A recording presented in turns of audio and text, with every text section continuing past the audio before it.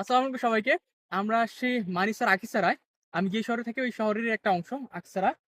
ওই আকিসারায় আসছি, এখানে একটা জয়তুনের ফ্যাক্টরি আমরা ভিজিট করলাম।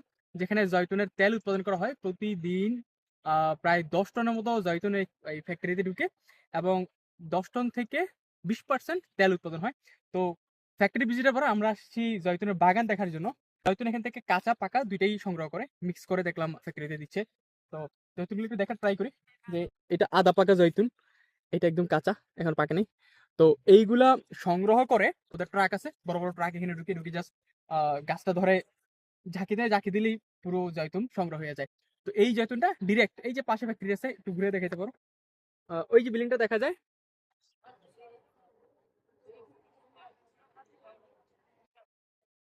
এই বিল্ডিংটা হচ্ছে ফ্যাক্টরি। এখানে দুই পাশে দুইটা মেশিন বসানো দেখলাম আমরা।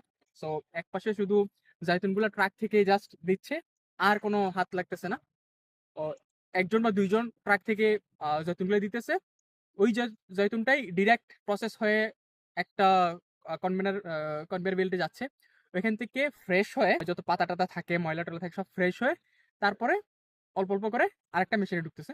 ওই মেশিনে আবার প্রায় ৭-৮টার মতো পার্ট আছে।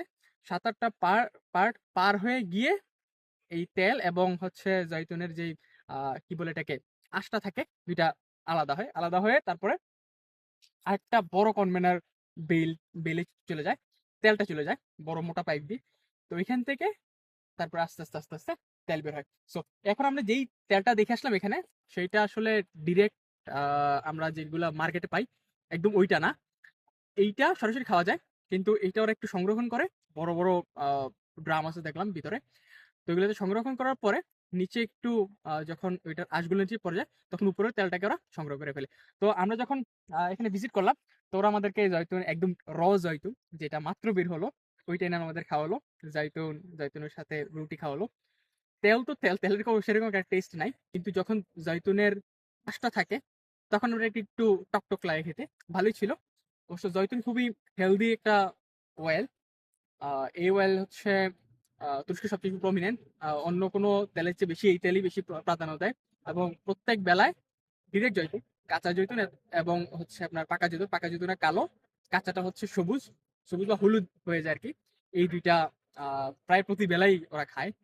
এই তো আজকে আসলাম জৈতুন বাগানে, দেখি ঘুরে আমরা আবার এই শহরেরই আহ যে সিটি বলি, সিটি অঞ্চলটা ঘুরে দেখবো। ধন্যবাদ সবাইকে।